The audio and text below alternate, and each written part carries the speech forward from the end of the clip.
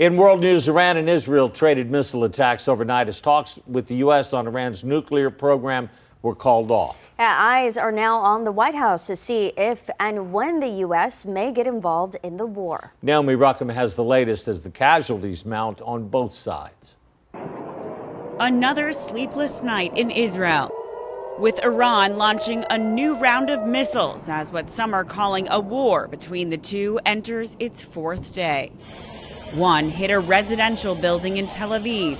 Another struck an apartment building nearby, killing at least 4. Nearly 130 people in Iran have been killed in Israeli strikes in the past week, according to the country's health ministry. In the U.S., President Donald Trump has maintained consistent communication with Israeli Prime Minister Benjamin Netanyahu. I think it's time for a deal, and we'll see what happens, but sometimes they have to fight it out. I think there's a good chance there'll be a deal. According to a new report overnight, President Trump opposed a recent Israeli plan to kill Iran's supreme leader.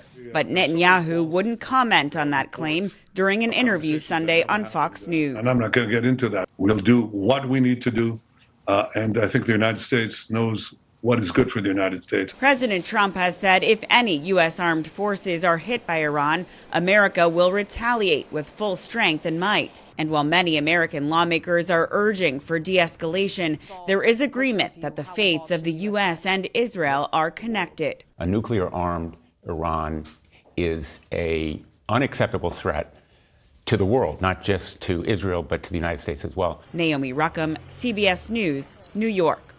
According to U.S. Ambassador Mike Huckabee, one Iranian missile fell near the American consulate in Tel Aviv, causing minor damage. No Americans were injured.